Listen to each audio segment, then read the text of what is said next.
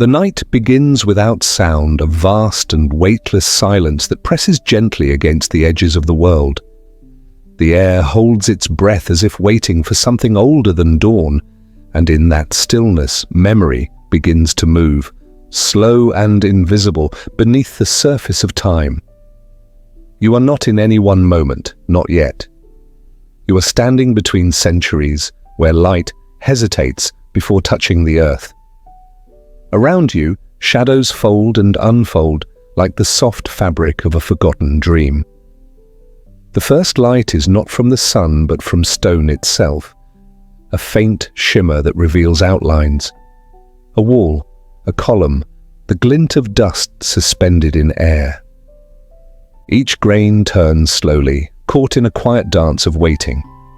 The scent of oil and linen drifts through the dark, mingling with the faint trace of smoke left by a flame that burned long ago. Somewhere far away, footsteps echo on marble, measured and deliberate, each step carrying the patience of generations. The rhythm is steady, old as breath, certain as the turning of the earth. You listen, and in the distance the echo becomes a pulse, not of fear, but of endurance. A door opens, though there is no handle, no sound of hinges, only the movement of light shifting across your face. It opens not into a room, but into memory itself.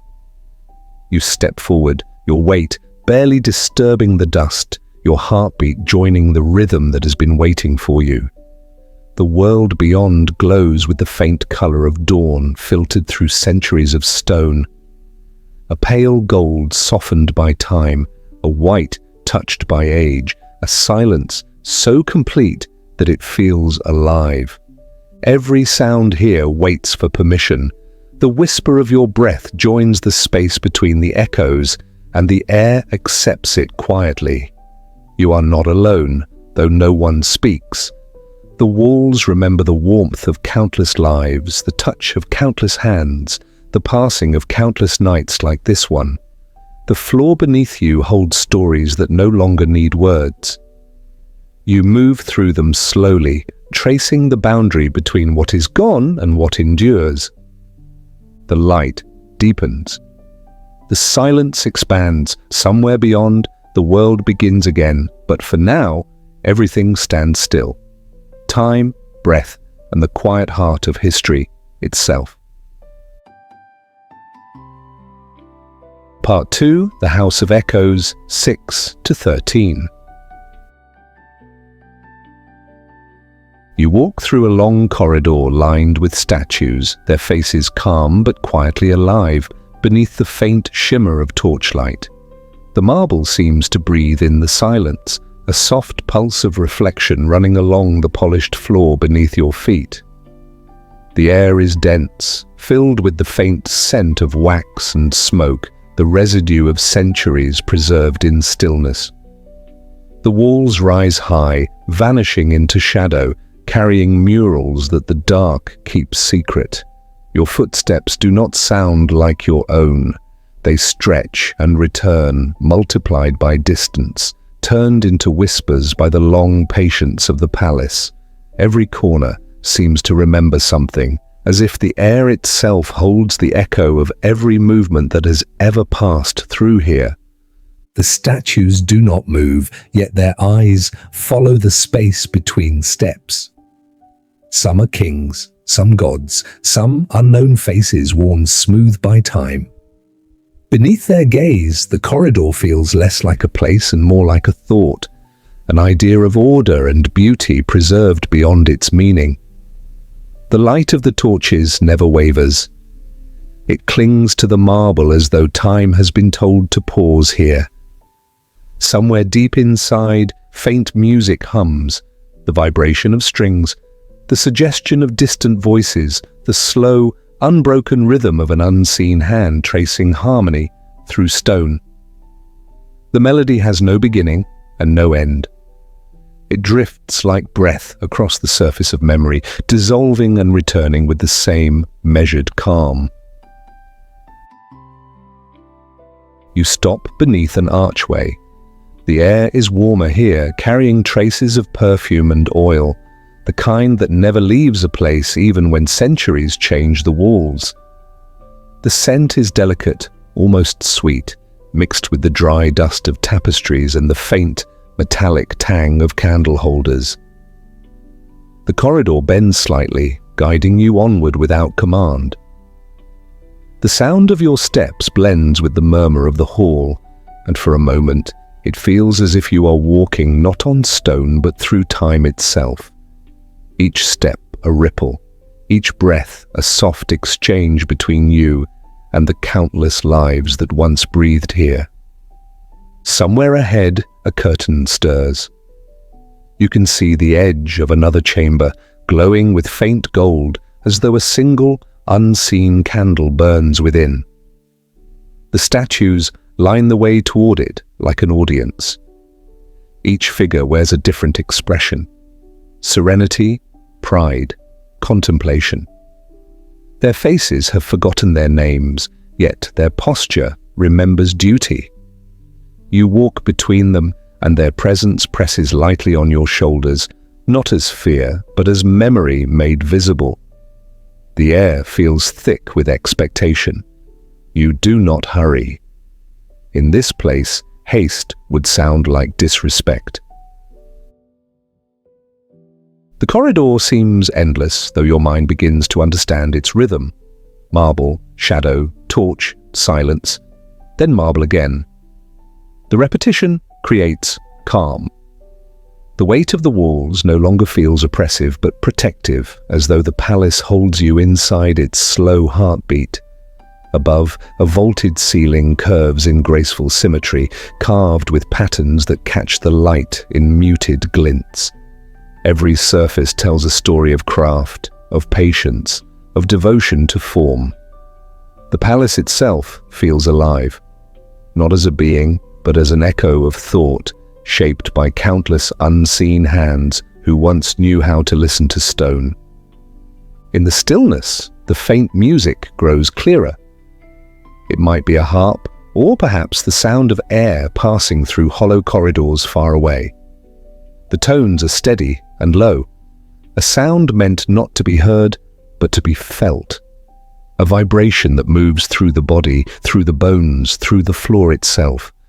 You close your eyes and hear more, the faint whisper of silk brushing against marble, the creak of doors settling into age, the almost inaudible sigh of the walls cooling after centuries of holding heat.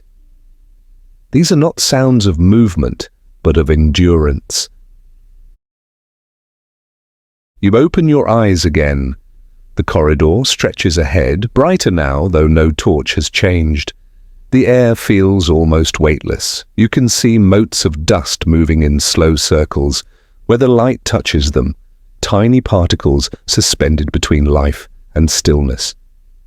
Each one seems to turn in time with the silent rhythm of the palace. The world here does not rush forward, it lingers. Even light moves, as if uncertain whether to stay or go. You walk through it, your reflection trailing faintly behind you, shimmering across the polished stone like the memory of water. To your left, an alcove opens into a small garden trapped beneath glass. Olive branches press against the window, their leaves trembling softly as though remembering wind. The scent of soil drifts faintly through the air, a quiet reminder that the world beyond still exists. Yet even the trees seem to obey the rhythm of this place, swaying without sound, their shadows bending across the marble in delicate arcs. You pause, watching the shapes of the leaves quiver in the candlelight. It feels like watching time breathe. When you return to the main hall, the air cools again. The torches hum with their soft, endless flame. Every surface glows with the same subdued warmth. White turned golden, darkness turned gentle. The corridor no longer feels like a passage, but a threshold between thought and matter, between the echo of what has been and the calm of what remains. Every gesture that ever took place here still lingers. A nod, a turn of the hand, a quiet glance between shadows. All of them folded into the stillness, rehearsed by time, until they became the palace itself. You walk on. The music fades again, leaving only your breath and the echo of steps returning from unseen corners. Somewhere far behind, the doors you entered through have closed, not loudly, but with the finality of distance. Ahead, another arch waits, filled with the faint shimmer of deeper silence. You step toward it, your body moving as though guided by something older than decision. The marble beneath your feet feels alive, humming softly with the residue of memory.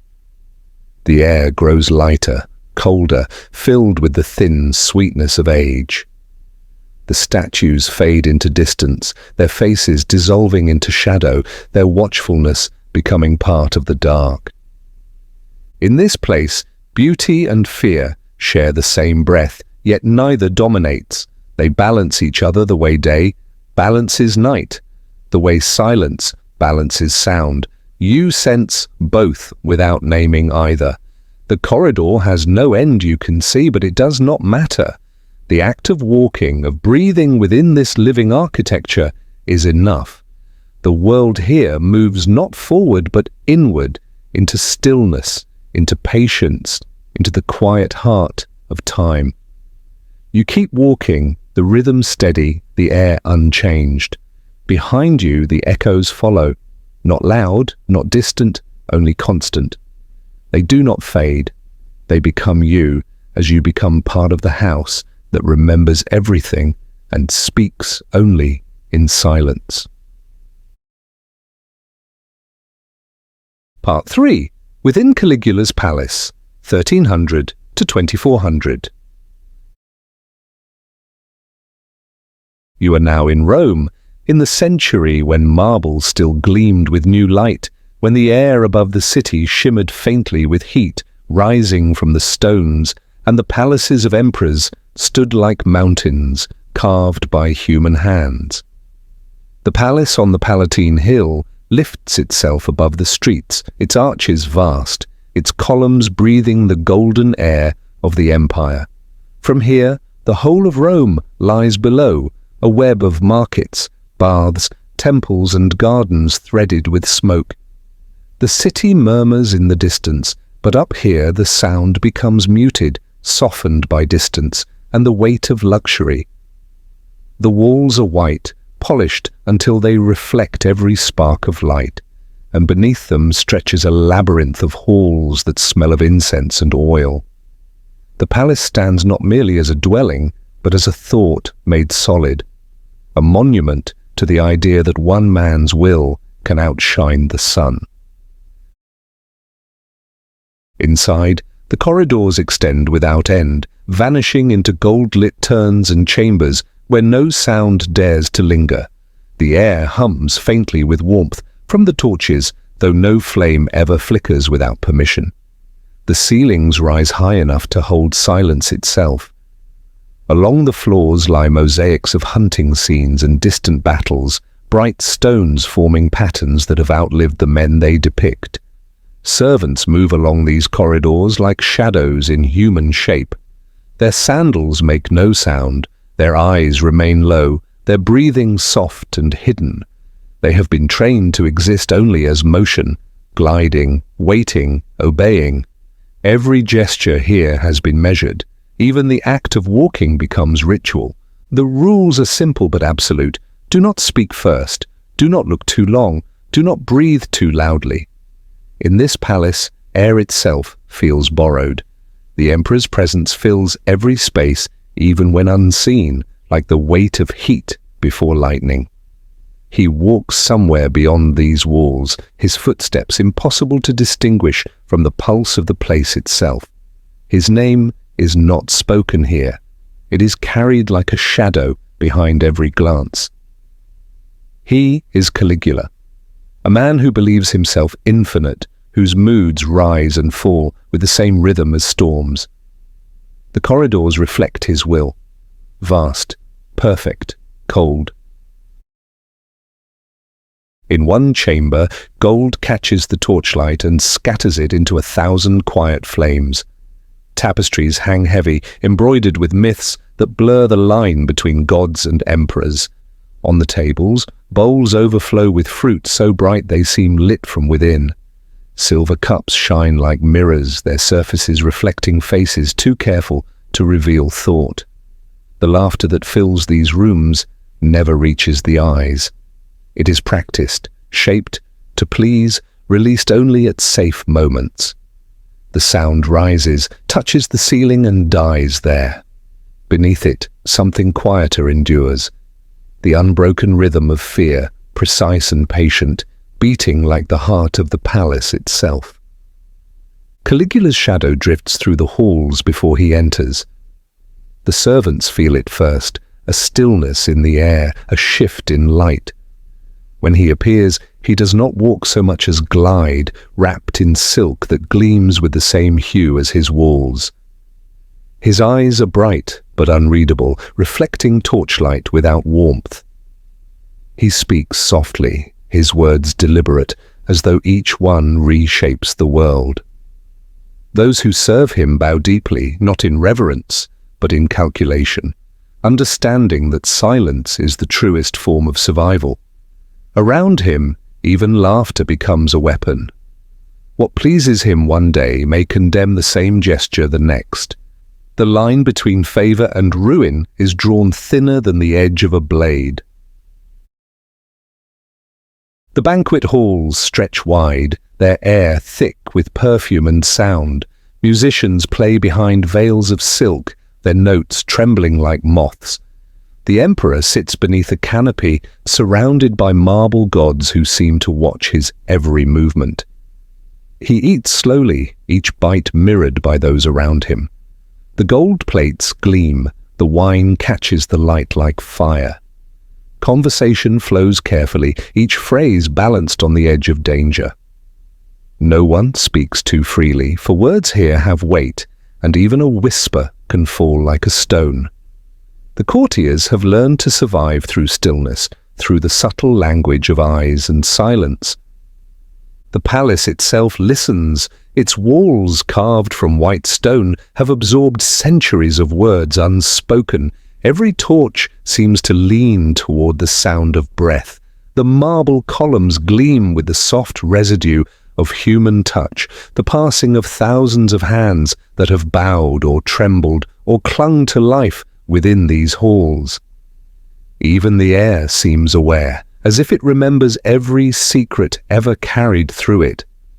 Outside, the wind moves over the city, but within, nothing stirs without command. The stillness is not peace, it is control made visible. At night, the palace changes, the torches burn lower, and the sound of sandals fades. Servants vanish into alcoves and shadows. The laughter of the day dissolves into whispers, and somewhere, faintly, the emperor's voice drifts from one chamber to another. Sometimes in conversation, sometimes in echo. It is said he speaks to no one, yet the air answers him. His words are not prayers, not decrees, but something quieter. Reminders to himself that he exists, that the marble obeys, that the silence is his. The moonlight seeps through high windows, painting the mosaic silver. For a moment, even the gold looks pale. In the upper rooms, statues of past emperors watch the night in silence. Their faces are stern, expressionless, carved to last longer than memory. Caligula passes beneath them as though walking among ghosts. He believes himself beyond them, yet the marble seems to lean inward, listening. The corridors around him stretch like veins, carrying his presence through the palace, through Rome, through every fearful heart that beats below the hill. To live in his shadow is to live within the architecture of his mind, a place of order, beauty, and terror, bound together so tightly that none can be separated from the other. When dawn returns, it brings no warmth. The The palace glows faintly pink as the sun strikes its marble, and for a brief moment, the city below stirs with normal life, markets opening, carts moving, children's voices echoing through narrow streets. Up here, though, the rhythm remains unchanged. Servants begin again their silent movement through corridors, sweeping the same dust that will return by nightfall, polishing the same bronze until it forgets the touch of air. The emperor rises and the palace holds its breath. The rules do not change. They never will. Do not speak first. Do not look too long. Do not breathe too loudly.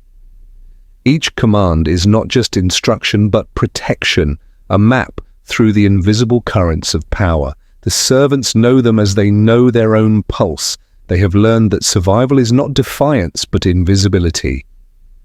The marble knows it too. It reflects only what pleases, absorbs what does not, and in doing so, endures.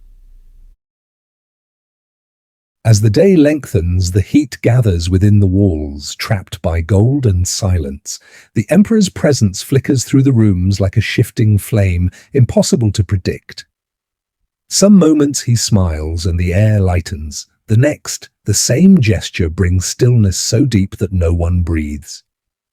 Every motion here has consequence. Every shadow hides intent.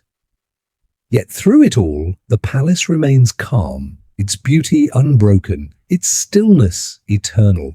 It does not judge, it simply contains. You walk once more through the corridor, passing the same mosaics, the same golden light. Nothing has changed, yet everything feels different. You can sense the tension beneath the surface, the pulse of fear woven so perfectly into the marble that it hums softly when you pass. It is not the sound of suffering, but of balance, the fragile order that holds the empire together, breath by careful breath. Silence here is not peace. It is the design that keeps the world from collapsing. Beyond the last archway, the sunlight spills across the floor like water. You step into it, and for a moment, the air feels lighter. Behind you, the palace continues its endless rhythm. Laughter that does not reach the eyes, footsteps that never echo too loudly, beauty that hides its own heartbeat. The city below will never see this quiet machinery at work, the precision of fear that sustains its emperor's world. But you have walked through it, through marble and gold and silence, through the architecture of survival that gleams as brightly as the dawn. Part 4. The Shape of Power, 24 minutes to 34 minutes. In Caligula's Rome, luxury and dread live side by side, woven together so seamlessly that it becomes impossible to tell one from the other. The palace gleams with gold and marble, yet beneath its brilliance hums a quiet tension that never leaves. Each evening unfolds like a performance rehearsed endlessly, a ritual of gestures meant to sustain an empire of illusion. The emperor sits at the center of it all, speaking softly, never raising his voice, yet every syllable he utters seems to carry the weight of command. The sound of his words ripples outward through the hall, and hundreds of listeners bend their attention toward him, as though the balance of their world depends upon his tone. Around him, the air thickens with caution, each breath measured, each movement calculated. The attendants move like dancers, their steps silent on the mosaic floor. They have been trained to smile without meaning it, to laugh only when the emperor's eyes suggest amusement, to still their faces the instant the laughter dies. The sound of it, that forced harmony of laughter and silence, has become part of the music of the court. Even the torches seem to respond to his presence, burning higher when he smiles, lowering when he turns away. The palace is not a home, but a theatre, its corridors the backstage where servants rehearse obedience, and its grand chambers the stage upon which survival is performed. Each tapestry, each polished column, each golden bowl reflects not comfort, but control. Behind the silk curtains that sway gently in the torchlight, the machinery of power breathes. Slaves wait with trays that tremble slightly in their hands. Musicians linger in alcoves, their instruments tuned to the exact pitch of the emperor's mood. The courtiers' robes are chosen not for beauty but for message, color and fabric arranged to speak loyalty without words. Power here is not loud, it whispers. It hides in perfume, in the sound of sandals gliding across marble, in the pause before applause begins. Every object serves a purpose. Torches perfumed with myrrh to disguise the scent of fear. Silver mirrors placed to catch every flicker of expression. Polished stone designed to reflect light in ways that flatter the throne. As the evening deepens, the ceremony tightens. Dishes arrive in procession. Golden trays bearing meat glistening with honey and wine, figs and dates arranged in perfect circles, fish glazed until they look sculpted. The emperor eats slowly, every bite observed, every swallow a reminder of privilege. Around him, the guests watch without watching, their eyes fixed on some point beyond him, never daring to meet his directly. The musician's hands move, the notes rise and fall like breath, and the emperor speaks again, his voice a blend of charm and menace. His words drift like smoke through the air, sweet and dangerous. When he smiles, it feels like warmth. When he stops, the temperature drops. The courtiers respond with rehearsed delight, their expressions polished like marble. They know the performance will continue until he tires, and that their survival depends not on honesty but precision. They have learned that laughter is a form of currency, that silence can be fatal, and that obedience, performed beautifully, can pass for affection. The hall glows with candlelight, gold reflecting gold, every surface made to shimmer. It is a beauty that suffocates, perfect, symmetrical, without flaw. Beneath that perfection runs the quiet current of fear, so constant it no longer feels like terror, but like the natural rhythm of breath. The emperor rises, the sound of movement ripples through the hall, chairs shifting, cloth rustling, hearts quickening. He speaks again, softer now, as though to himself, yet everyone hears. The courtiers lean forward slightly, afraid to miss a word, but equally afraid to seem too eager. The stillness becomes unbearable, but no one dares to break it. Even the torches seem to hold their flame more tightly. Caligula gestures toward a servant, and without a word, a curtain is drawn aside, revealing a small fountain hidden in the corner. Its water tinted red by dye, its sound soft as a sigh. He watches it for a long time, his face unreadable, then turns away. The curtain falls again. No one speaks.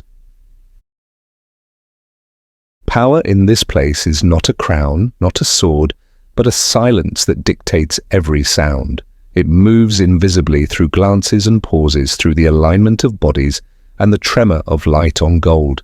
To serve here is to live in a constant state of awareness, to feel the world as tension, to breathe only when allowed. Even the marble seems to understand.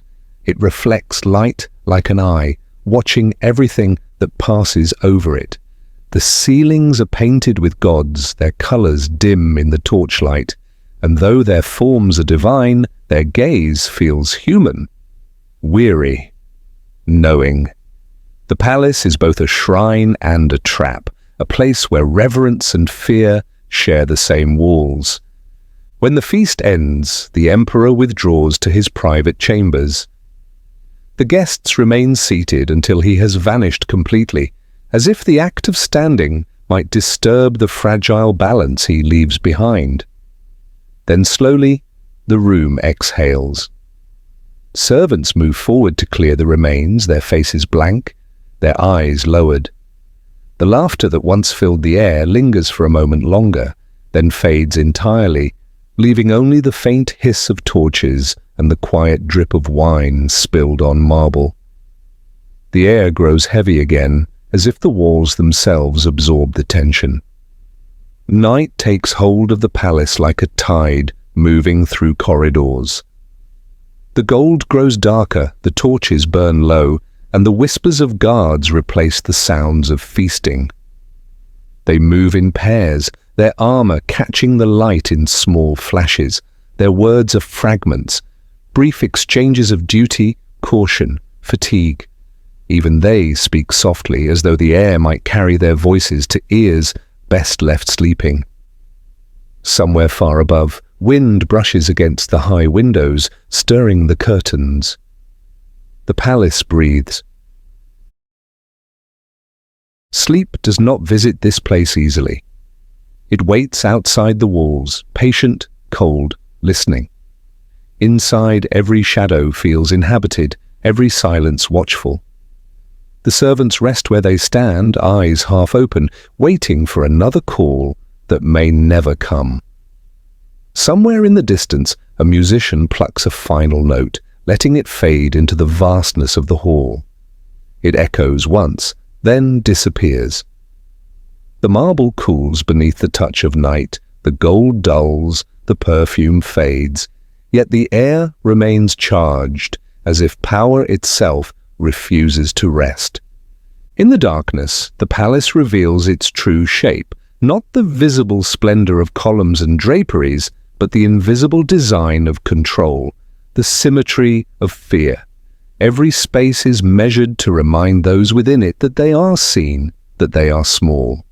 The courtyards, the fountains, the stairs that rise and curve without purpose, all led back to the same truth, that beauty and domination are bound together in the architecture of empire. The emperor may sleep, but his presence lingers, woven into the very stone.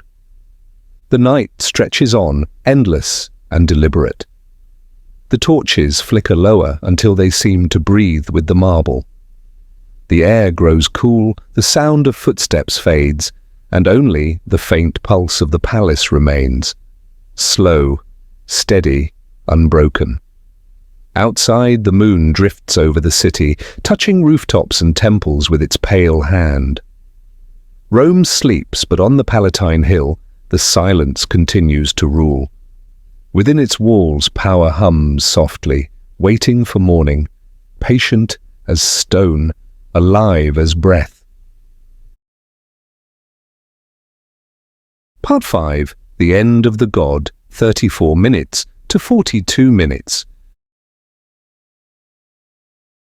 Time, even in palaces, moves quietly. It slips beneath the marble floors and through the silk curtains, leaving no trace but a soft shifting of air. For years, the halls of the Palatine have held the rhythm of one man's will, his footsteps, his voice, the trembling laughter of those who served him. But now the corridors smell different. The familiar perfume of oil and myrrh has been replaced by something sharper, metallic, like iron touched by rain. The torches burn lower than usual, their smoke hanging thick in the stillness. Somewhere far away, a door closes, and the echo travels through the palace like a sigh. The sound carries a weight that everyone feels but no one dares to name. The day begins, as all others do, yet nothing within these walls remains the same. The emperor, once untouchable, lies fallen. The whisper runs through the corridors not as a cry, but as a shiver, passed from mouth to ear, too softly for words to form. No one saw it happen. No one claims to have heard the strike. It came as the empire always moves, quietly, efficiently, with a precision that leaves no room for protest. The man who once called himself divine now lies as mortal as the rest, his breath stilled, his eyes closed not in peace but in disbelief. The silence that follows is not respectful.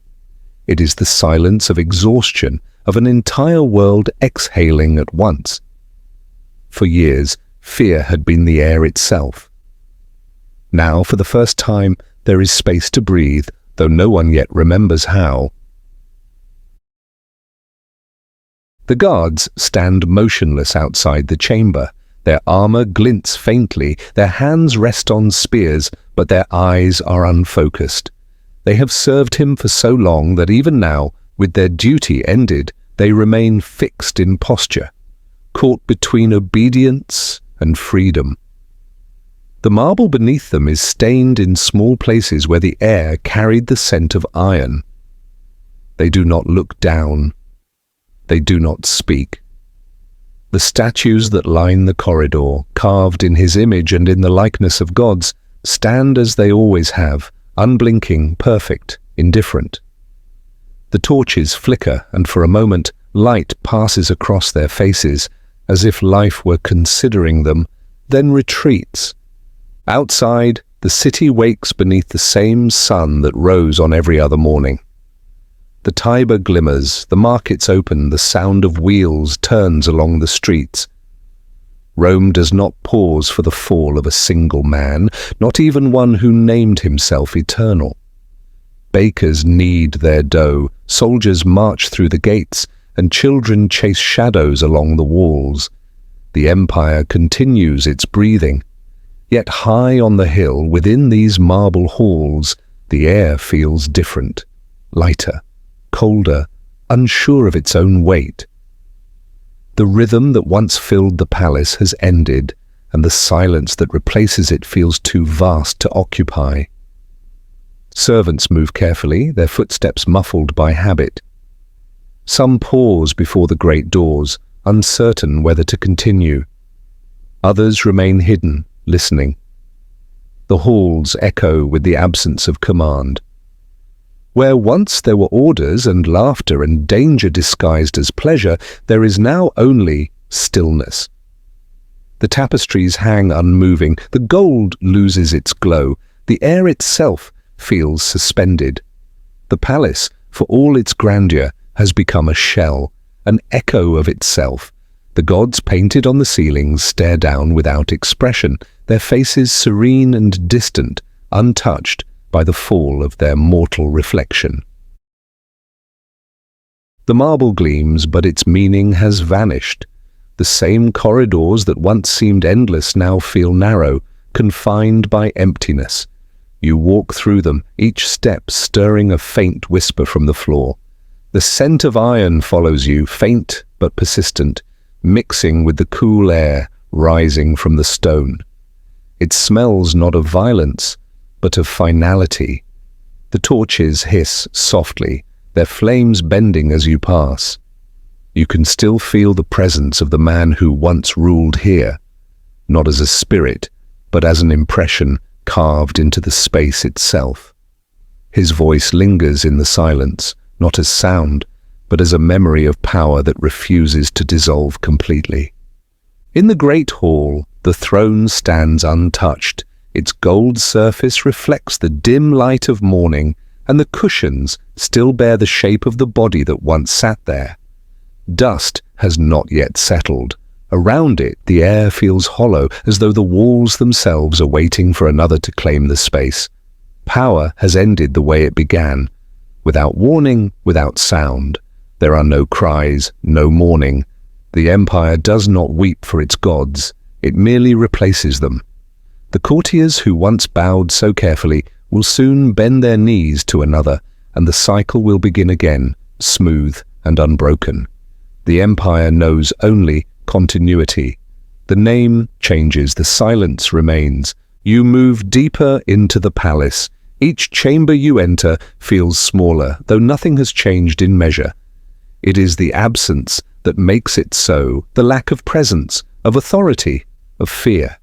The mosaics that once told stories of conquest now look like fragments of lost thought. The faces of heroes blur in the dim light, their glory reduced to patterns of color. The sound of your footsteps echoes softly between the columns, but no one answers. You are alone with the architecture of power, stripped now of its master. The beauty remains, but it feels fragile, like a mask that has forgotten the face beneath it. Through an open archway, you see the city spread below, roofs glinting in the sun, the curve of the river, the haze of smoke rising from countless fires. The sound of life reaches you faintly, wheels on stone, voices calling, the rhythm of an empire too vast to stop. It moves without pause, indifferent to who wears the crown. The palace behind you, for all its gold and grandeur, seems suddenly small, just another stone among thousands. You realize then that the empire's true permanence lies not in its rulers, but in its repetition, the way each generation builds its silence atop the last. You return to the corridors one last time. The statues watch as you pass, their faces blank, their hands folded in eternal calm. The light from the torches fades with the day, turning the marble pale and cold. The air grows quieter still. Somewhere, deep in the palace, a door creaks, perhaps from the wind, perhaps from someone unseen. It does not matter. The world is already moving forward. You stop for a moment, listening. The sound of your own breath is the only living thing in the hall. It feels loud, foreign, like an intrusion into the stillness. You breathe again, softer this time, and the palace seems to accept it. Outside, the sun climbs higher, warming the city below. Within, the last traces of incense fade into the walls. Rome, patient and vast, prepares its next story. New footsteps will one day echo through these halls. New laughter will rise, new silence will follow. Power ends, but the marble remains. You walk toward the light, spilling through the final archway. The dust rises faintly behind you. The palace stands, emptied yet heavy, its beauty unbroken, its meaning changed. The echoes of its god have vanished, but the air still holds his shape, a memory suspended in stone, waiting to be forgotten, waiting to begin again. Part 6. The Breath Between Worlds. 42 minutes to 48 minutes. The marble fades slowly, as though light itself has decided to release its hold. The sharp gleam of Rome softens into shadow, and the air begins to cool, shedding its weight like a body exhaling after long restraint. The sound of the city, once filled with shouts and footsteps, and the whisper of power, drifts away until it becomes only a hum beneath the horizon. In its place comes a gentler rhythm, the quiet toll of distant bells ringing across unseen hills. They are faint, almost uncertain, as though calling not to people, but to time itself. The centuries begin to shift, one after another, turning like slow pages in a book that has no author. Each moment folds into the next, each memory dissolves into another shape.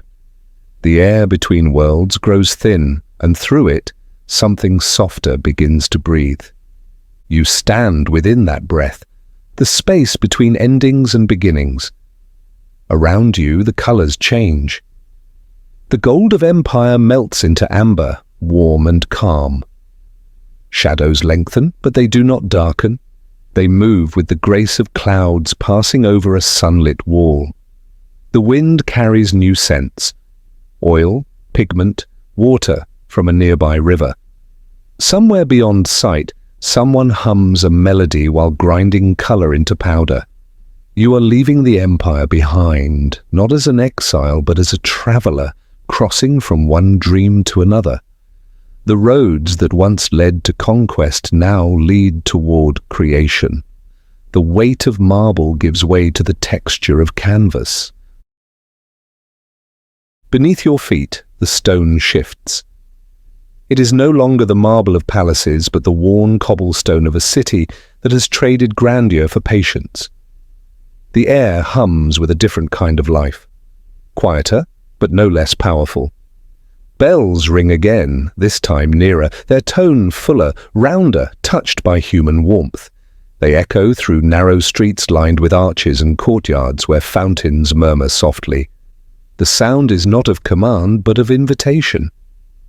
You follow it as one might follow a memory of peace.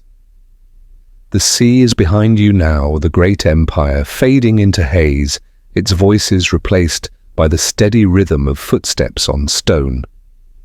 The light changes again as you walk. It gathers in corners, rests on window ledges, spills across frescoes painted on plaster walls. The colours seem to breathe. Ochre, sienna, and pale green, each alive with warmth. The buildings here are closer, the streets smaller, the air scented with wood smoke and the faint sweetness of oranges. In the distance, a bridge of stone arches across a river, and beyond it rises a city built not to dominate, but to endure. Its towers glow like candles against the afternoon sky. You realize you have arrived in a new world, not by ship, but by time's slow unfolding. This is Florence, though its name does not yet matter. What matters is the feeling, the sense that ambition has shifted from the sword to the hand that paints, that the thirst for power has become a hunger for beauty. Here, the noise of battle has been replaced by the sound of brushes against plaster, of chisels touching marble not to command, but to reveal. The same discipline that once built empires now builds symmetry and grace. The air itself seems to shimmer with intention. Every street hums with quiet purpose. Every shadow holds the trace of a mind at work. As you pass beneath an archway, you catch sight of a courtyard where apprentices gather around a master. Their robes are splattered with pigment, their hands stained with colour. One holds a brush, another a piece of charcoal, another mixes ground minerals into oil. Their movements are slow, deliberate, unhurried, each one a reflection of care. The master speaks softly, his voice almost blending with the murmur of the fountain beside them. You cannot hear his words, but you can feel their rhythm, patience, precision, devotion. It is the same rhythm that once echoed in the march of legions, now turned inward, transformed into creation. The sun lowers slightly and the city deepens into amber. Windows catch the last of the light, and their reflections ripple across the walls like liquid gold. You walk through the narrow streets, past stone bridges arching over canals, past doorways framed by vines. The air smells of bread baking and paint drying. From a nearby church tower, bells chime again, not as a summons, but as a heartbeat. The sound passes through the streets and into you, steady and low. In this place, even time seems to slow its pace to match the rhythm of brushstrokes and footsteps. Everywhere you sense balance. The grandeur of Rome has dissolved into proportion, the hunger for glory softened into harmony. The city moves like a great machine powered by light. Its gears are hands, its motion the quiet repetition of work. Men carve statues that seem to breathe. Women weave cloth that glows in the sun. Children play beside fountains where reflections shimmer like small universes. The world no longer demands devotion to rulers but to craft. Here, creation itself has become sacred, though no one calls it that aloud. The act of making, a painting, a bridge, a song, is enough to bring meaning to the day. You pass a workshop where a young artist leans close to a block of marble. The chisel in his hand catches the last light of evening. Each stroke releases not sound but dust, each breath he takes filling the air with calm. He does not see you, but you watch the concentration in his eyes, the slow dance between thought and form. Around him, sketches hang like windows into imagined worlds. Bodies at rest, faces half-formed, gestures of tenderness caught between shadow and line. In this moment, You understand that art here is not luxury but survival, a way of shaping chaos into stillness. The bells ring again, closer now, their tone clear and slow. They mark the hour, but also something less precise, a reminder of continuity, of time folding into itself without hurry. The air has cooled. The scent of wet stone rises as the river breathes beneath the bridges. The city settles into quiet. Lanterns flicker in windows, casting soft circles of light that fade into the dark. You stop by a fountain, its surface reflecting both the sky and the faces of those who pass. The water ripples, distorting them gently, as if reminding you that beauty, like history, is always in motion. The wind shifts, carrying voices, a song, a prayer, a conversation about color and proportion. It blends into one long murmur, neither joy nor sorrow, simply life continuing. You close your eyes and listen. The sound of Rome is gone, replaced by this, the hush of paint mixing with air, of footsteps on cobblestone, of water flowing through stone channels built centuries before. The empire has not disappeared, it has changed shape. Power now speaks through art, through the steady patience of creation, through the quiet ambition of those who seek to capture light before it fades. When you open your eyes again, the city glows faintly beneath the first stars. The river flows in slow silver curves beneath the bridges, and the bells ring one last time, fading into the night. You stand between worlds, one of marble and conquest, the other of pigment and thought. The breath that carries you from one to the other moves softly, like wind through silk. You realize then that history does not break, it transforms. Each age exhales into the next. The marble of Rome becomes the canvas of Florence, and the silence of power becomes the stillness of art. The world turns, slow and patient, and time, as always, moves quietly. Part 7. The Medici of Florence, 48 minutes to 63 minutes. Florence, 15th century. Dawn unfolds softly over the city, spilling gold across the tiled roofs and the pale stone of towers still cool from the night. The air smells of wax, oranges, and faint smoke rising from the bakeries that begin their quiet work before the bells. Narrow streets twist between walls the color of honey and dust, and in the heart of it all stands Palazzo Medici, vast, calm, deliberate. Its walls are smooth, carved from stone that catches the first light like skin. Its windows are shaded not by need, but by confidence, their darkness suggesting both secrecy and control.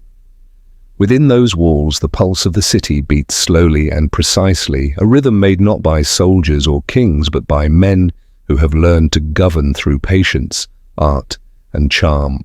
Inside, the rooms are wide and filled with light that seems to fall in measured patterns. Voices drift through the air, low and deliberate. Here, deals are spoken as gently as compliments, and power moves invisibly, disguised as conversation. A hand rests on another's sleeve, a smile lingers half a second longer than it should, and an agreement is sealed without a single word of law.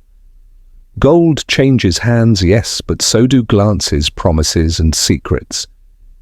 Every exchange is a thread in the fabric of the Medici world, a tapestry woven from trust and ambition, from generosity that expects loyalty in return. The sound of coins is as soft as the sound of footsteps, and both mean more than any trumpet of war.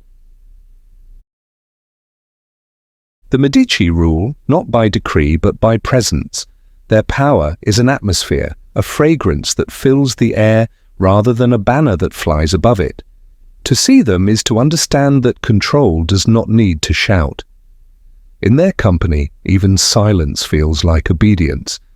Their gatherings resemble theatre performed in whispers, a symphony of glances, gestures, and pauses arranged with the precision of music. Each guest plays a part, each servant knows the rhythm, each candle burns at a carefully measured height. Beauty here is not decoration, it is a strategy. It is the language by which the Medici speak, the veil through which they hide their intent. Lorenzo de' Medici, known to the city as Lorenzo the Magnificent, walks these halls with the calm of a man who has nothing left to prove. He is young still, his eyes sharp and patient, his voice low and even. He speaks as one who expects to be heard, yet never demands it. Around him gather poets, painters, and philosophers, each drawn by the gravity of his taste, his intelligence, his gold. To them he is more than a patron. He is a kind of conductor, arranging their brilliance into harmony. In return for his favor, they give him immortality in fresco, in marble, in words that will outlive empires. The walls of his palace glow with color, frescoes breathe on plaster, saints and angels mingle with faces of friends disguised as myth. Every brushstroke carries gratitude, every pigment a debt repaid in beauty. The ceiling of one chamber gleams with gold stars on blue, a small universe built to remind those within it that power, like art, is something that can be shaped by hand. Candles burn in bronze holders, their light trembling over polished surfaces. The air hums faintly with the sound of lute strings. Beyond the open windows, the city stirs. Merchants calling across bridges, apprentices sweeping dust from the day before. The Medici understand that Florence itself is their masterpiece. They do not conquer it, they compose it. Every commission, every marriage, every loan is a note in the same long song, the music of control disguised as generosity. They fund the building of churches, not for faith, but for legacy. They sponsor artists, not from charity, but from instinct. To them, beauty is not luxury, but leverage, and every painting that bears their name is another brick in the invisible structure of their dominion. The city loves them for their taste, admires them for their brilliance, and serves them because it has forgotten how not to. In the inner courtyard, sunlight pours through the arches, lighting the statues that stand along the walls. Water from the fountain falls in a rhythm so steady it sounds like thought itself. Servants cross the stones carrying trays of fruit and letters sealed with wax. Somewhere above, the sound of laughter drifts down, not wild, but measured like everything in this house. The laughter belongs to men and women who understand the game they play, affection as diplomacy, charm as weapon, intimacy as instrument. To the Medici, love and politics are not separate realms. They are twin doors leading to the same room. Clarice Orsini, Lorenzo's wife, moves through the halls with the composure of one who understands her role perfectly.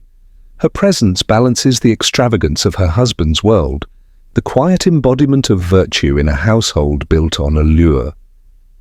She prays each morning before a small altar painted by Botticelli, her hands folded not in piety alone, but in awareness.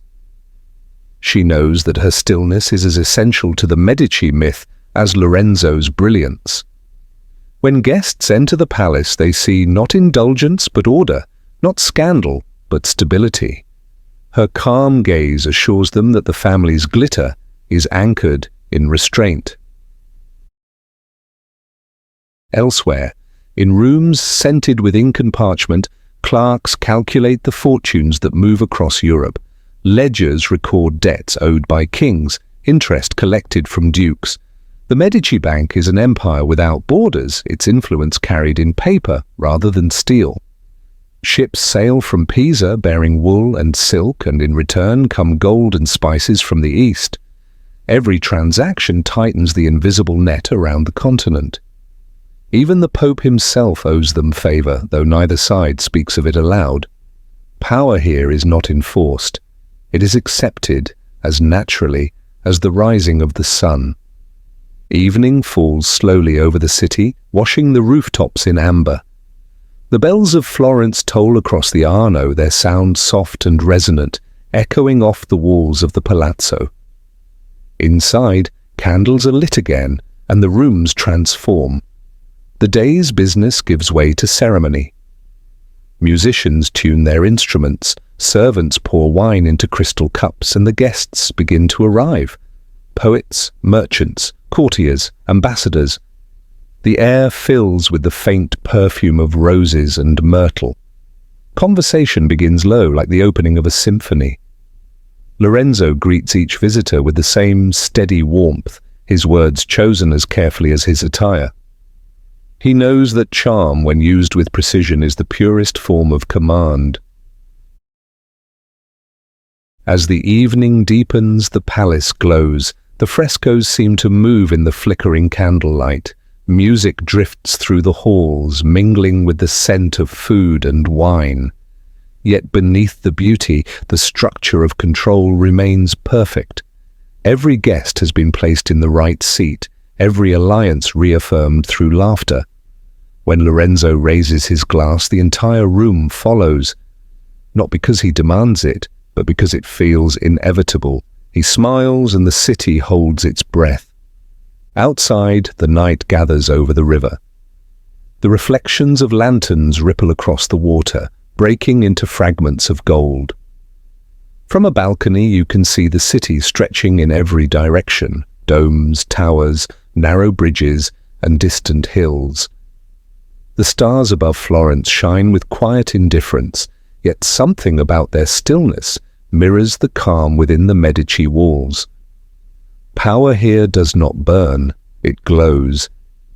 It rests in balance, in rhythm, in the unspoken agreement between those who rule and those who admire them.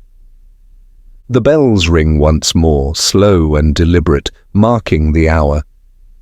Within the palace, the music fades. The guests move toward the courtyard, their laughter dissolving into whispers.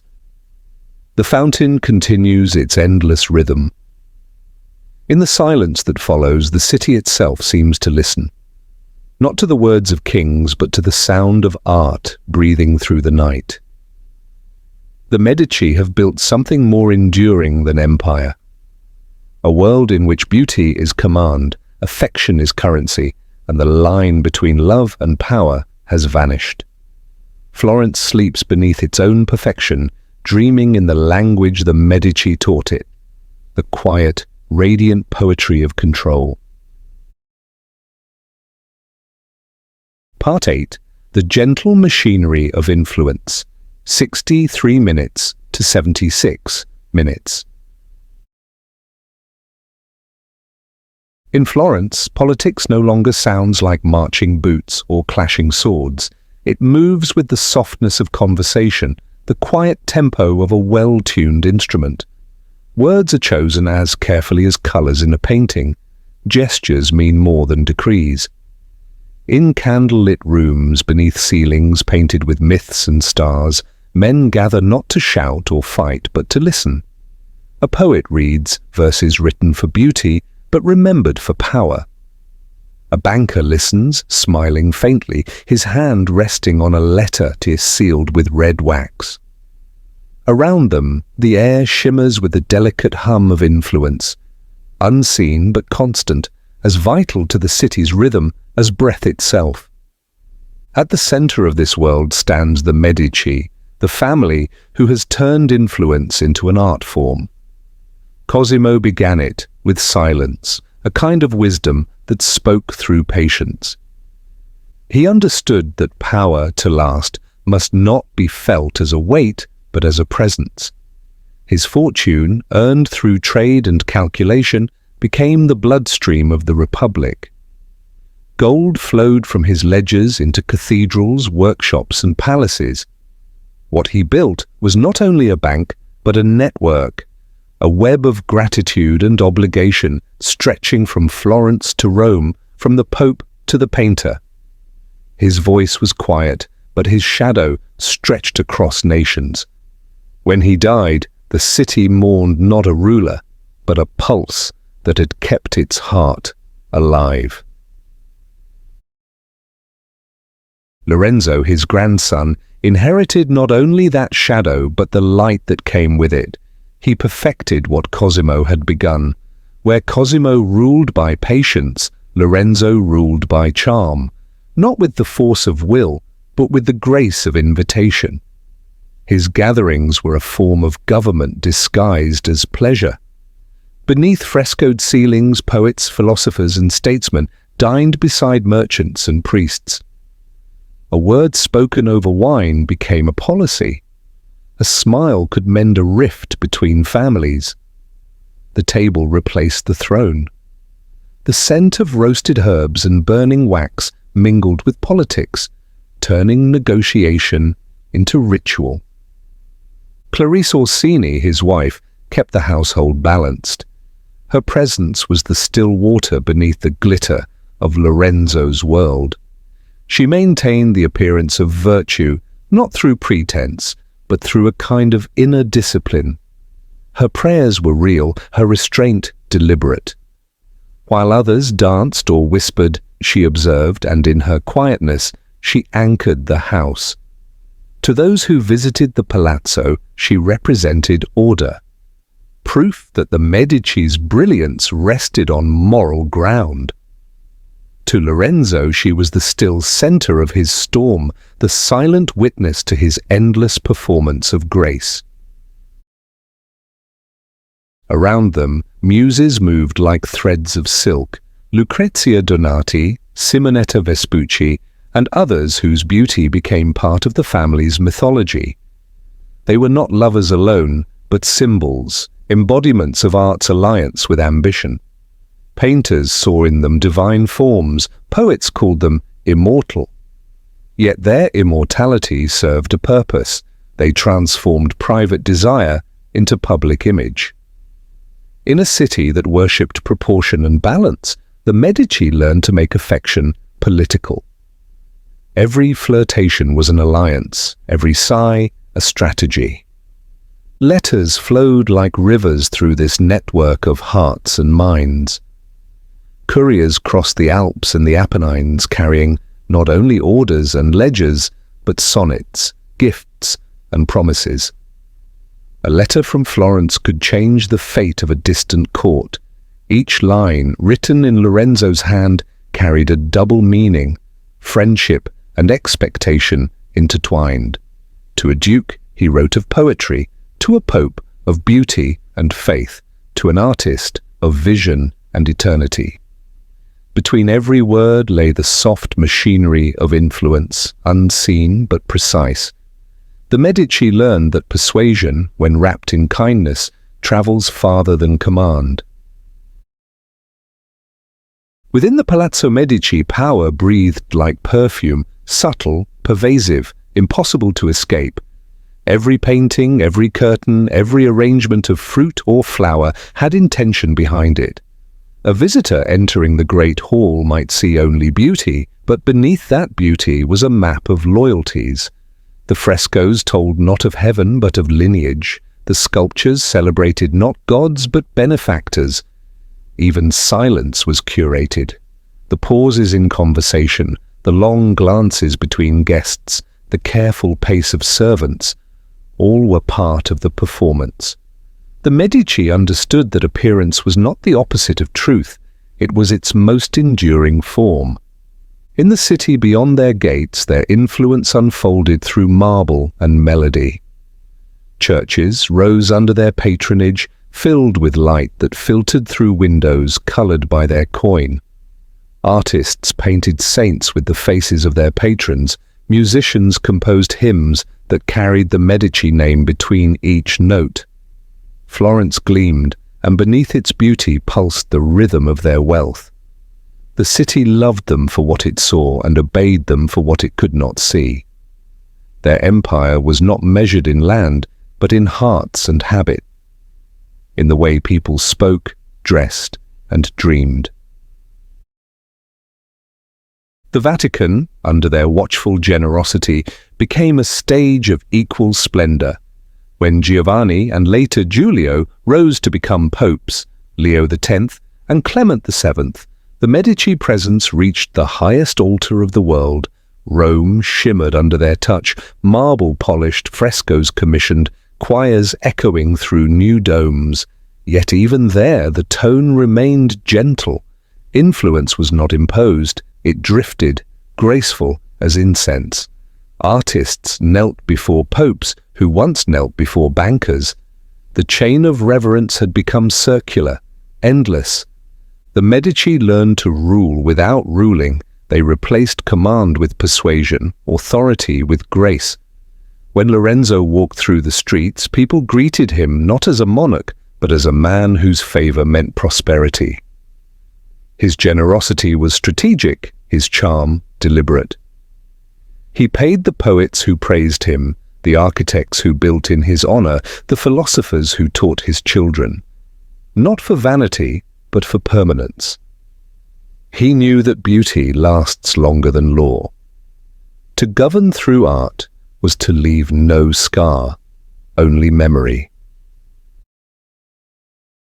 At night, when the city grew quiet and the lanterns burned low, the palazzo seemed to exhale.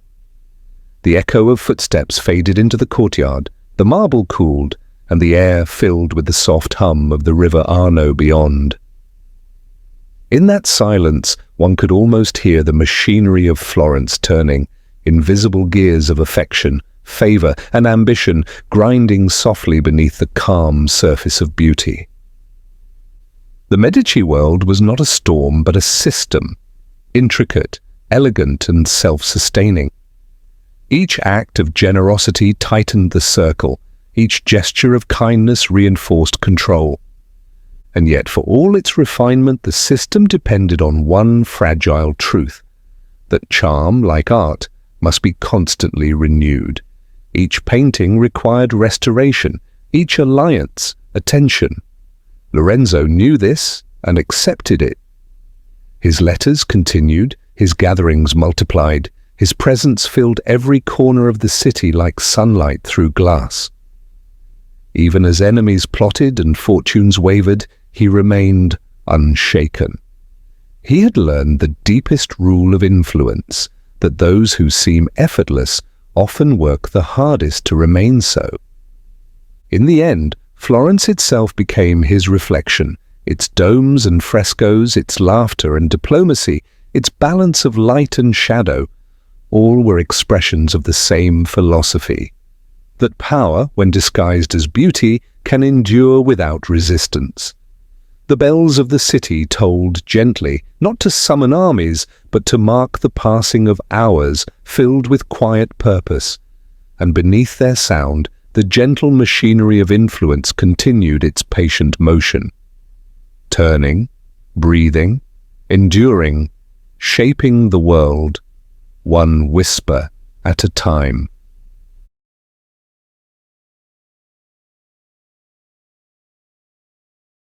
Part 9, The Daughters of Florence, 76 minutes to 86 minutes. Generations pass, and with them the sound of Florence softens. The Medici Palazzo still stands, its walls golden in the afternoon light, but the voices that once filled it have grown distant. The frescoes remain, faces serene, gestures eternal. Yet beneath the paint, time breathes. The family's name, once spoken in the narrow streets of the city, begins to echo across Europe. Their blood, like the rivers of their wealth, flows outward into courts, into palaces, into dynasties that will never know the scent of the Arno but will carry within them the rhythm of Florence. What began as the quiet rule of merchants has become a legacy of refinement. The art of influence, once practiced in whispers beneath the vaulted ceilings of Palazzo Medici, has turned into a language understood by kings and queens. Catherine de' Medici, daughter of that lineage, crosses the Alps as a bride, her dowry measured not only in coin but in grace. She brings with her the memory of Florence, its gardens, its frescoes, its patient charm. In France, she enters a world that is both foreign and familiar, a kingdom polished in appearance but fragile beneath. The court of the Valois is filled with masks, silks, and suspicion. Faces smile without conviction. Alliances form and vanish in the same breath. Catherine learns quickly that survival here requires more than beauty. It requires the discipline of stillness, the art of delay, the ability to wait until others reveal themselves. She watches, she listens. Behind the jeweled veils and the glitter of feasts, she studies the pattern of movement, who speaks before the king, who lingers too long beside the queen, who whispers after the candles are extinguished. In this theatre of manners, information is currency and patience is armor. She learns to move slowly, to let others underestimate her silence. What she carries from Florence is not only elegance, but the knowledge that power need not announce itself. It can move as softly as breath, as invisibly as perfume. Her world is one of mirrors. Every glance reflects another meaning, every reflection hides a truth. The corridors of the Louvre are filled with whispers that drift like smoke, alliances formed in laughter, betrayals sealed with a bow. Catherine becomes their mirror, reflecting what others wish to see while keeping her own thoughts hidden beneath layers of civility.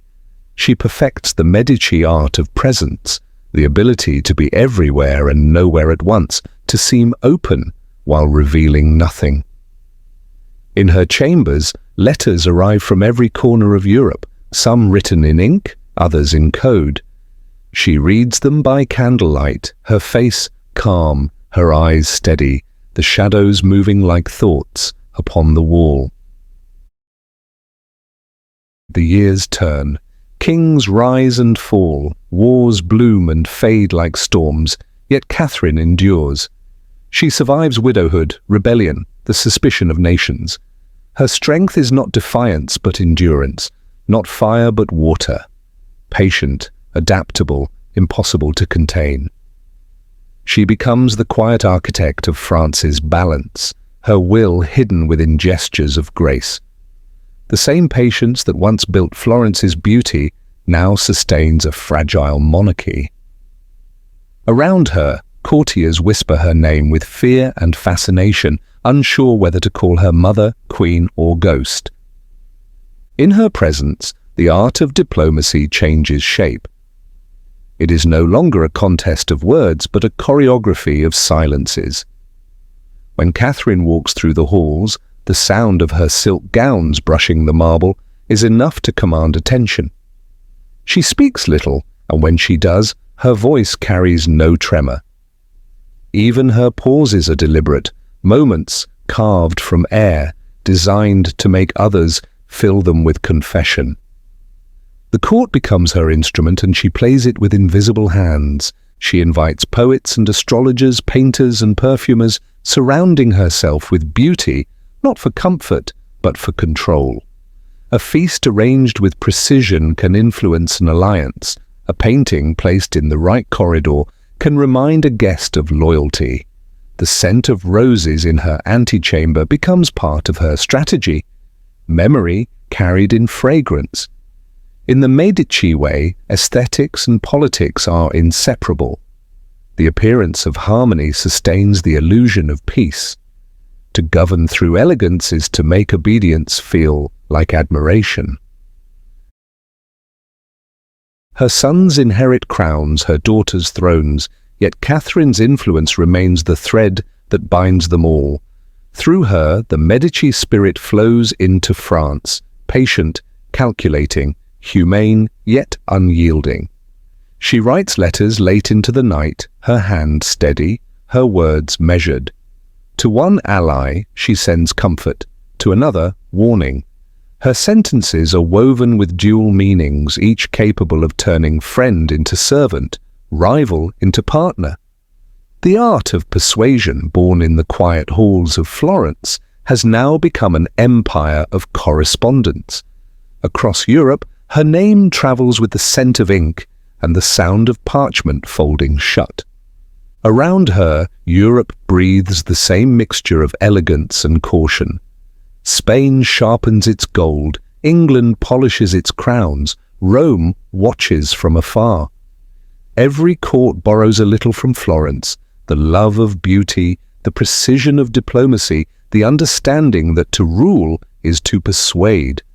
The Renaissance has become its own form of government, one guided not by armies, but by conversation, not by conquest, but by influence. In this new order, Catherine stands at the center like the still heart of a great clock, her calm keeping the machinery of nations turning. Outside the palace walls, the world shifts. The printing press hums. New maps redraw the seas. The air thickens with change. Yet within her chambers, the rhythm remains measured, deliberate. The candles burn low, casting long shadows across the tapestries. Catherine sits beside a window, her reflection merging with the dusk beyond. She has seen the Medici fortune rise and fall, its legacy carried now not in coins or frescoes, but in the art of restraint. Power has changed form. Once shouted from thrones, it now speaks in the sound of silk moving over marble. Even as the years take their quiet toll, Catherine does not fade. Her influence has become elemental, too subtle to measure, too ingrained to erase. She moves through the corridors like memory itself, invisible but everywhere. The courtiers who once feared her now imitate her, adopting her stillness, her grace, her way of speaking half in truth and half in silence. Across the continent, her style becomes law, her patience, legend. And so the daughters of Florence continue their unseen reign, not through battle or decree, but through the quiet mastery of perception. From Florence to Paris, from palazzo to palace, the same language endures, desire as diplomacy, charm as command, beauty as strategy. The Medici legacy no longer needs its city. It lives within the gestures of Europe itself. Power has learned to smile. Influence has learned to dance. And somewhere, far away, the bells of Florence still toll faintly in the mind of history, marking the hour when art and ambition became one. Top of form, bottom of form, top of form, bottom of form, top of form, bottom of form, top of form, bottom of form, top of form, bottom of form. Part X. The silence of the noble house. 86 minutes to 93 minutes. When Florence sleeps, it does so with its eyes half open. The streets rest beneath a silver haze, and the courtyards breathe faintly under the touch of moonlight. The marble gleams as though it remembers the day too well to forget it entirely. In the workshops, unfinished canvases lean against the walls, pigment still damp beneath the painter's hand, waiting for dawn to return. In the stables, horses shift softly in their sleep, the sound of their breath rising like mist. From the hills beyond the Arno, the city glows faintly, a constellation made of windows and dreams. The air smells of stone and dust and jasmine, and through it moves the quiet pulse of a civilization that has built its eternity not through conquest, but through beauty. Within the high walls of the Palazzo Pitti, the great house of the Medici rests. Its chambers are vast, its ceilings heavy with fresco and gold. The floors are made of marble so polished that the moonlight itself seems to slide across them. Yet the silence here is not empty. It is full of presence, the echo of voices that once filled these halls, the laughter of guests, the soft murmur of servants passing from room to room. Even when unoccupied, the palace hums with memory. It is a place where every object has been touched by intention, every tapestry chosen for a reason, every sculpture placed according to the geometry of power. The house, like its masters, never truly sleeps. The fountains outside are the only sound that moves freely. Their water falls in slow rhythm, the kind that marks time without counting it. They are the lungs of the courtyard, breathing gently through the night. The statues that guard them stand in quiet conversation. Gods and muses frozen mid-thought, their expressions softened by the passage of centuries. When the wind passes through the arches, it carries the faint scent of moss and marble, of stone that has learned to wait. The palazzo's gardens, once alive with colour and song, now shimmer in pale silver, their hedges cut to mathematical precision, their paths winding like the logic of a dream. Inside, the great gallery stretches into darkness. Paintings line the walls, Madonnas, nymphs, princes and saints, their colours muted beneath the night. The faces seem to breathe, the eyes follow with patience rather than accusation. Each painting is both memory and performance, a trace of the city's desire to remain beautiful, even in decay. Beneath the canvases, the floor remembers footsteps. Kings, queens, poets, courtiers, the quiet tread of those who once believed themselves eternal. The marble has absorbed it all, triumph and fear, joy and exhaustion. To walk here is to hear time whisper back. The Medici built this empire not from armies or conquests, but from gestures. A glance across a table, a touch upon a sleeve, a pause in conversation. These were their instruments. In their hands, charm became architecture, patience became law. They ruled through presence, through the quiet arrangement of human behavior. Their legacy was not pure, nor was it cruel. It was something in between, as human as the heartbeat that drives ambition and tenderness alike. They understood that power is never truly about domination, but about choreography, the slow alignment of desire and obedience. When the city was young, their name carried weight. When it grew older, it carried meaning. They funded the painters who gave Florence its color, the sculptors who gave it form, the thinkers who gave it voice.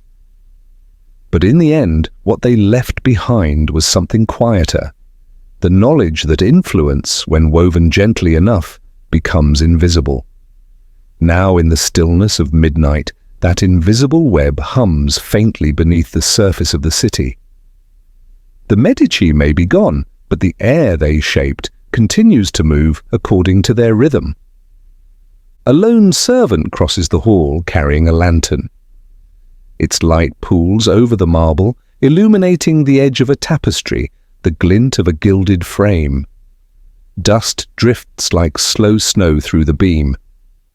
He moves without hurry, his footsteps muffled by distance. Somewhere above him, the portraits of the family hang, faces familiar and strange, looking down with the calm of those who no longer need to act. Their painted eyes seem to glow faintly in the dark, as though still engaged in the silent governance of their house. The servant stops at the end of the corridor and turns the key in a lock. The sound is small but absolute, a punctuation mark in the long sentence of the palace's night. Beyond these walls, Florence breathes. The river glides under the bridges, its surface reflecting fragments of moonlight. The bells do not ring at this hour. The city has learned to rest in intervals. Somewhere in the distance, a dog barks once, then falls silent again. The air moves through the narrow streets, touching shutters, doors and stones worn smooth by centuries of passing feet. The city feels alive but not awake, as if dreaming of its own history, its own beauty, its own quiet endurance.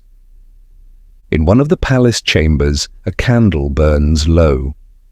Its flame bends with each whisper of air, throwing shadows that stretch across the walls. The furniture glows faintly, carved wood, inlaid with scenes of gardens and myth. A single chair stands beside a window, empty but expectant. Outside, the moonlight falls through the glass, touching the chair's arm as if remembering the hand that once rested there. Perhaps it was Lorenzo's or Clarice's or one of their descendants. Someone who once looked out over Florence and understood that power, like fire, is something best carried quietly.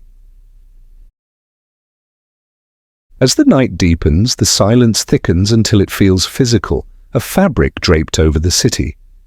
Yet within it there is movement, the slow decay of wax, the cooling of marble, the distant rhythm of water. The house listens. It remembers without speaking, holds without clinging. In its stillness lies a truth the Medici always knew, that legacy is not noise but persistence. To endure is to be remembered not for what was said, but for what continues to breathe after the voice is gone. The marble floors remember every step. The walls remember every whisper. Even the air seems shaped by what once happened here, by laughter restrained, by tears that were never shed aloud. Power has turned to memory, and memory has turned to atmosphere. This is the final transformation of empire, when history ceases to move and begins to rest, when human intention becomes part of stone. Florence, in its quiet majesty, carries that transformation like perfume, invisible, constant, unforgotten. When dawn comes, it will come slowly, pale light sliding across the bridges, bells beginning their soft chorus. The city will wake again, as it always has, unaware of the countless lives that once breathed beneath its roofs. The Medici will remain not in flesh but in rhythm, in the geometry of courtyards, the patience of stone, the hush that fills the air between footsteps. Their story has ended, yet it has not vanished. It lingers in the silence of the noble house, in the glow of marble beneath moonlight, in the way Florence dreams of itself, endlessly, gracefully, as though sleep were just another form of memory. Part 11. The Companions of the Middle Ages, 93 minutes to 1 hour, 1 minute. The centuries turn again, and the world exhales into mist. The warmth of marble fades, replaced by the cool breath of stone walls and the slow rhythm of rain against towers. The palaces of the south give way to castles of the north, their silhouettes rising through fog like the ribs of sleeping giants. The air is heavy with wood smoke and iron. In the courtyards, water gathers in shallow pools that reflect the grey sky, broken now and then by the shape of a falcon passing overhead. The world has changed its texture. Less silk, more wool, less perfume, more earth. Inside, light glows from candles set deep in the walls, each flame trembling in its iron cup, spreading a warmth that never quite reaches the corners. In these halls, life follows a quieter rhythm. Lords and ladies move through corridors lined with tapestries that soften the sound of their steps. The walls tell stories in threads of crimson and gold, kings crowned beneath lions, saints walking beside deer, unicorns bending their heads to drink. Yet among these woven myths, living creatures breathe, greyhounds stretched along the flagstones, small dogs curled upon velvet cushions, falcons perched upon gloved wrists, their feathers gleaming like armor. Each animal is more than company. It is a sign, a mirror, a symbol of its keeper's place in the delicate order of things. The greyhound, lean and patient, lies at the feet of nobles as if guarding the silence itself. Its presence speaks of discipline and grace, of loyalty that asks for nothing but nearness. When it moves, it does so without sound, its steps as smooth as breath. The ladies of the court favor smaller dogs, their fur brushed to softness, their collars stitched with thread of gold. They are companions for solitude, creatures that turn affection into an art form, their warmth measured in stillness. To hold one is to hold peace, and to be seen holding one is to declare refinement. The falcons belong to the lords, symbols of mastery, creatures that unite power and restraint. Each morning, before the sun has cleared the hills, a falconer walks into the fields, the bird balanced upon his hand. The air is sharp, filled with the scent of wet grass and leather. The falcon's eyes shine with fierce calm, its breath quick beneath its feathers. When released, it cuts the air in a perfect arc, a movement too swift to follow but too graceful to forget. For those who watch, it is not a sport but a lesson, control without cruelty, precision without noise. And then there are the horses, the quiet giants of this age. In the stables their breath rises in clouds, their hooves shifting softly upon straw. They are the truest companions of men, carrying weight and will alike. To a knight, the horse is not a possession, but an extension of the body. Its strength becomes his courage, its patience, his dignity. When dawn arrives and the air is still silver with frost, the horse waits at the gate, its eyes calm, its breath steady. Between rider and steed there is a wordless trust, a kind of friendship born from rhythm, repetition, and endurance. Outside, the world remains simple in its order. The fields stretch wide, the villages sleep beneath smoke-filled skies. Bells mark the passing hours, and life unfolds in patterns. Work, prayer, rest. Yet within this order lies a tenderness that the grand ages before had forgotten. It is found in small gestures, a hand resting upon a hound's head, a falcon returning to its perch, a horse lowering its neck for a touch. Affection, even here, follows ceremony, but it is real all the same. The castles, though cold, are alive with quiet companionship. In the great halls, fire crackles beneath tapestries that whisper stories of kings and saints, but it is the animals who make the silence bearable. They bring movement to stillness, warmth to ritual, memory to stone. When the night falls and the candles are snuffed, their breathing fills the dark.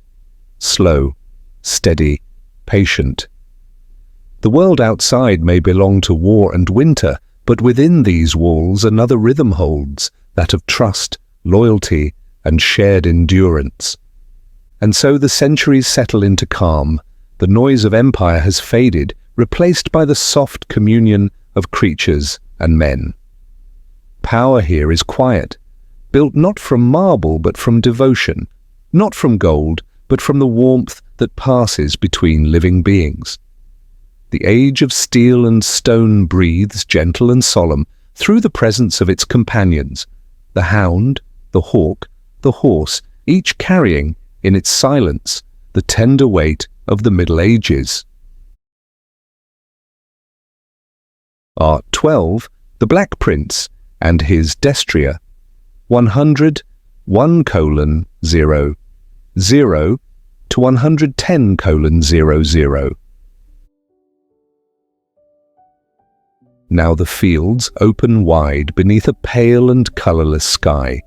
England breathes through mist and memory, its air cool with the scent of iron and rain.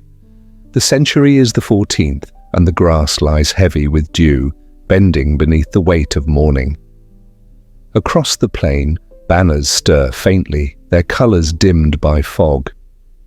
The sound of distant bells fades into silence. The earth feels wide and solemn, as if holding its breath for something long past. Upon a rise of land, a single figure waits. A knight seated upon his destrier, the two outlined faintly against the horizon, motionless yet alive with quiet strength. It is Edward of Woodstock, known as the Black Prince, heir to England's crown and legend to its soil. His armour glimmers faintly where the light finds it, dulled not by neglect but by time. The steel is darkened from years of battle, shaped and scarred by countless blows. Each mark tells a story not of triumph, but of endurance. His helm rests beside him, its plume still. The wind passes through the fields in low sighs, carrying the smell of earth, turned by hooves, of leather and sweat, of distant smoke. The destrier beneath him shifts its weight, the movement slow and deliberate, as if aware of its place in this stillness. Its coat, black as riverstone, catches the grey light and scatters it softly. Every breath from its nostrils curls into the cold air and fades before touching the ground. They are bound by rhythm, man and horse, forged not by command, but by years of motion shared. In the fields of France, they once moved as one body, one heartbeat, one will. At Crécy, at Poitiers, in the long shadows of war, they carried the same silence forward. Not the silence of peace, but the calm that lives within duty. The Black Prince, young and fierce, learned early that courage was not noise, but stillness held under pressure. His destrier knew the same truth. Together they crossed rivers of mud and blood, saw dawn rise through smoke, heard the cries of men vanish into the wind. Yet through it all there was understanding, not of glory, but of endurance. Now that time is gone. The fields are empty. The battle banners have fallen, the voices quieted. What remains is memory, not of conquest, but of presence. The Black Prince sits not as a victor, but as a figure carved into the quiet of history. His gaze is steady, his expression unreadable, shaped by the discipline of command and the loneliness of knowing too much of war. His destrier lowers its head slightly, its ears turning toward a sound that no longer exists. They stand together in this space between the living and the remembered, where motion becomes meaning and silence becomes legacy. The air moves again, carrying the faint rhythm of hooves from long ago. It is as though the land itself recalls them, the weight of armor, the surge of speed, the sharp ring of steel meeting steel. But in this moment, there is no battle, no triumph, no defeat. Only the shared breath of man and animal, the quiet companionship that outlives even victory. The destrier's flank rises and falls with each breath. Its tail sways like a slow pendulum of time. Edward's gloved hand rests gently upon its neck, a gesture not of control but of respect. Between them lies an unspoken language older than any crown. The mist thickens around their legs, curling like smoke, softening the shapes of armor and mane. The world narrows to the rhythm of breathing, the faint creak of saddle leather, the sound of distant wind over grass. It feels as if the centuries themselves have paused to listen. The Black Prince turns his gaze toward the horizon, where light gathers faintly.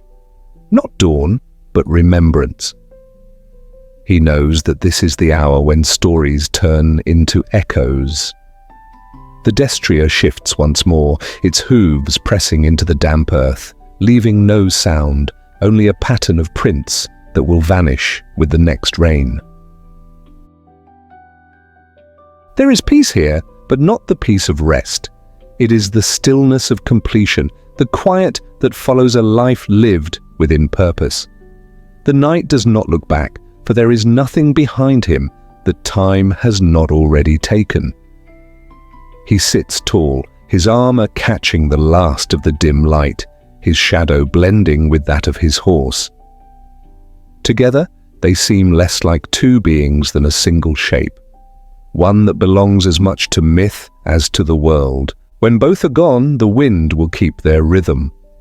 It will move across the plains in long, slow breaths, carrying the faint echo of hooves, the memory of motion without sound. The grass will rise again, the mist will return, and the earth will close around their absence as gently as a hand closing around a flame. Yet the presence remains, not seen but felt. A calm that moves through history, like a pulse beneath the soil. And so they endure, the man and his destrier, the prince and his shadow, the night and the silence he left behind. The centuries will pass, the wars will fade, and names will be forgotten, but the rhythm of their bond will remain. In the quiet of every dawn, when mist lies low and the air holds its breath, the world will remember. Not the clash of swords, but the stillness that followed, the soundless courage of two lives moving as one through the vast and endless plain. For ages drift beneath the same quiet sky, the marble hush of Rome, the perfumed stillness of Florence, the soft tread of the medieval hall, and the open silence of England's plain. Each carries its own rhythm of endurance, its own shape of patience. Time moves through them not as sound, but as breath. Slow, steady, unending.